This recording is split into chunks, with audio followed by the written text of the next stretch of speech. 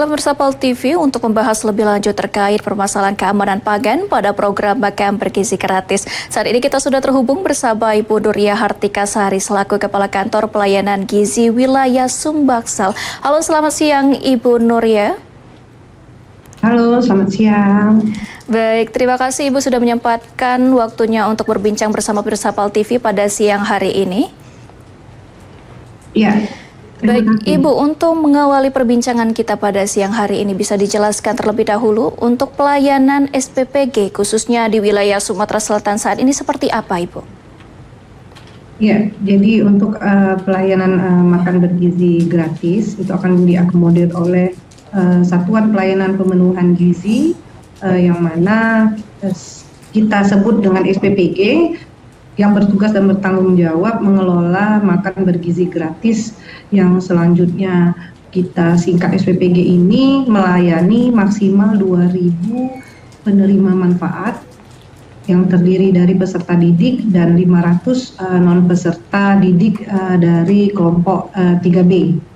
Dan jumlah penerima manfaat di tiap SPPG ini tentunya dapat kita maksimalkan sebanyak 3.000 penerima manfaat bila dari SPPG tersebut memiliki juru utama masak terampil bersertifikat atau BNSP melalui LSP seperti itu. Nah, untuk di wilayah Selatan, Mbak,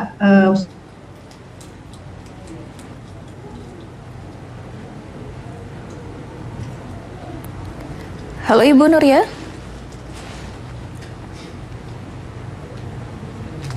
Halo Ibu.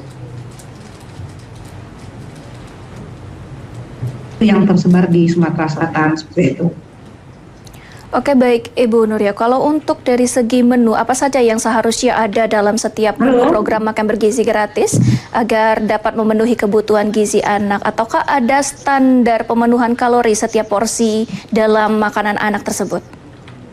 Ya, tentu saja untuk menu yang disediakan harus lengkap dari gizi seimbang, kemudian harus juga variatif dan memenuhi 20-35% kebutuhan dari energi harian dari penerima manfaat, dan itu tergantung kepada kelompok usia. Nah, menu MBG ini mewajibkan makanan yang dihidangkan itu mencakup dari karbohidrat seperti nasi, singkong ataupun mie yang sesuai dengan kearifan lokal. Kemudian ada juga harus memenuhi unsur dari protein hewani, protein nabati, sayur dan buah-buahan yang merupakan sumber dari vitamin.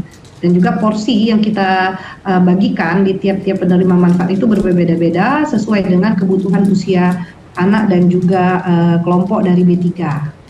Oke, baik. Berarti disesuaikan dengan tingkat jenjang usia juga ya Ibu ya? Iya, betul. Oke, baik. Nah Ibu, jika terdapat anak alergi suatu makanan, apakah ada prosedurnya tersendiri? Itu bagaimana Ibu prosedurnya? Bagaimana Ibu? Halo?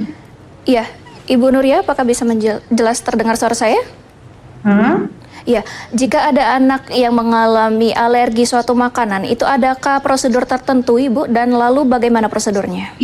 Iya, tentu ada. Jadi di setiap sekolah itu diwajibkan untuk mendata bagaimana klasifikasi anak-anak yang memiliki alergen ataupun alergi terhadap salah satu makanan seperti itu. Seperti di SD 238 yang pernah kami kunjungi itu kan dari guru ataupun PIC itu kan mencatat anak-anak yang mempunyai alergi terhadap salah satu jenis sumber makanan yang mungkin akan berakibat alergi ataupun gangguan kesehatan seperti itu. Jadi nantinya di tiap ompreng itu akan diberi label dan nama khusus untuk anak yang mempunyai alergi. Oke, baik. Berarti sebelumnya dilakukan pendataan dan peninjauan dulu apakah di setiap sekolah ada anak yang mengalami alergi gitu ya Bu ya? Betul, jadi di setiap sekolah itu akan didata. Jadi apabila ada terjadi alergi terhadap telur pada saat menu itu telur, maka untuk anak yang alergi akan diganti untuk mereka menerima bukan telur seperti itu. Oke, baik Ibu. Kita beralih ke segi pengawasan ini Bu. Kalau untuk sejauh ini pengawasannya kita lakukan terhadap dapur SPPG khususnya di Sumatera Selatan ini seperti apa?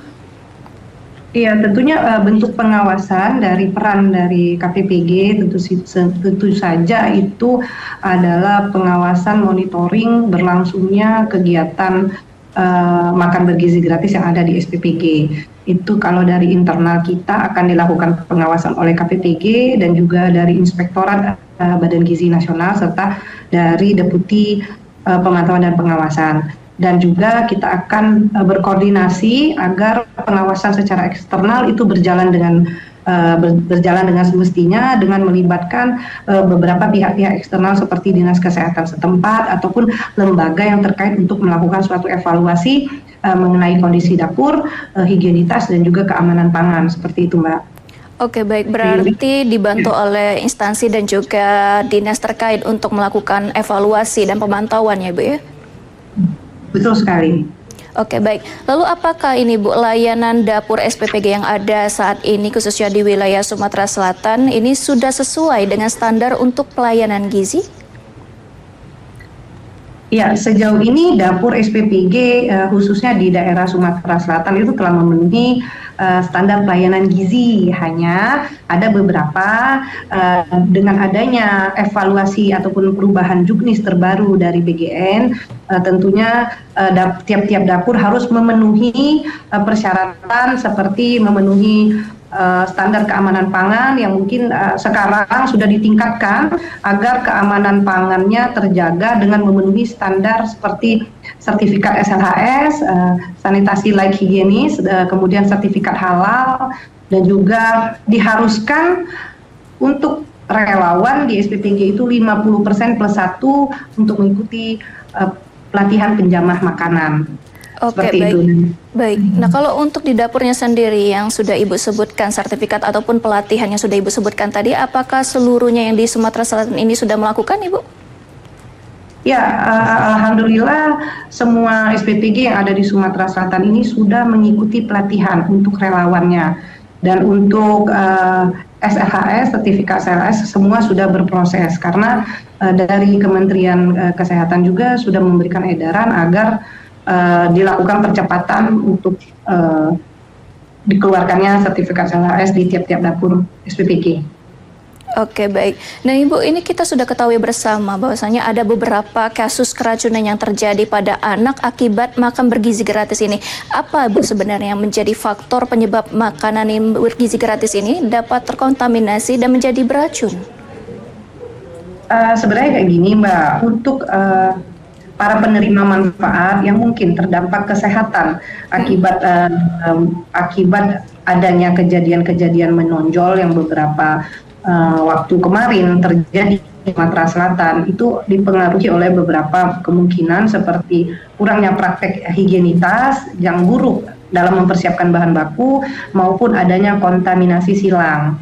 Jadi di sini kami juga KPPG mempunyai peranan penting untuk mengevaluasi dan juga untuk mengawasi jalannya proses pemilihan bahan makanan juga sampai ke produksi dan juga konsumsi daripada penerima manfaat. Sehingga perlu adanya kesadaran yang dalam untuk relawan-relawan SPPG agar dapat meningkatkan keamanan pangannya terkait pelaksanaan harian yang dilakukan untuk mengakomodir dari makan bergizi gratis ini, seperti itu. Oke, baik. Adakah Ibu upaya yang jauh lebih signifikan yang dapat dilakukan untuk mencegah terjadinya keracunan pada makanan MBG ini, Bu?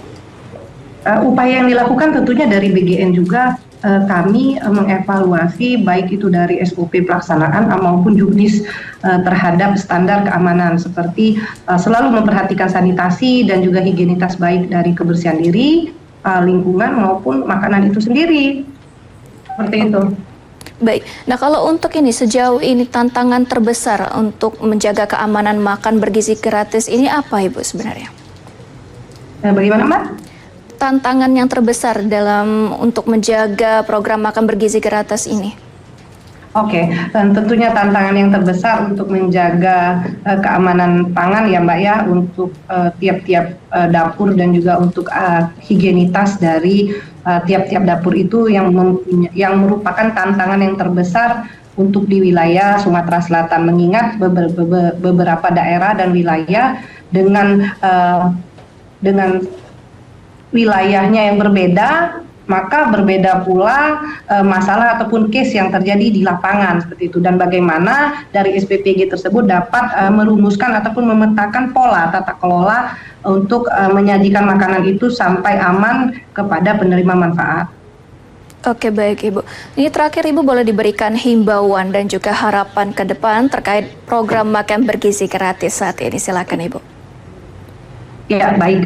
Jadi dari saya selaku Kepala KPPG Palembang untuk wilayah Sumatera Selatan, saya berharap dukungan semua pihak, baik itu dari sekolah, wali murid, dan juga dari dinas-dinas yang terkait, mohon dukungan untuk pelaksanaan MBG makan bergizi gratis ini di Sumatera Selatan dapat berjalan dengan baik. Kami harapkan supportnya, dukungan, dan juga masukan, serta mari sama-sama untuk mengawasi jalannya MBG ini agar evaluasi akan tetap terus kita lakukan sehingga pelaksanaannya bisa tepat sasaran dan juga bertujuan baik, yang mana akan menurunkan tingkat stunting dan juga meningkatkan perekonomian yang ada di Sumatera Selatan terhadap pelaku UMKM. Baik, terima kasih Ibu Nuria Hartikasari sudah bergabung bersama kami di Liputan Metropolis Siang. Ini sudah memberikan informasi ini terkait pengamanan pangan untuk makan bergizi gratis. Sekali lagi terima kasih Ibu Nuria, selamat beraktivitas kembali.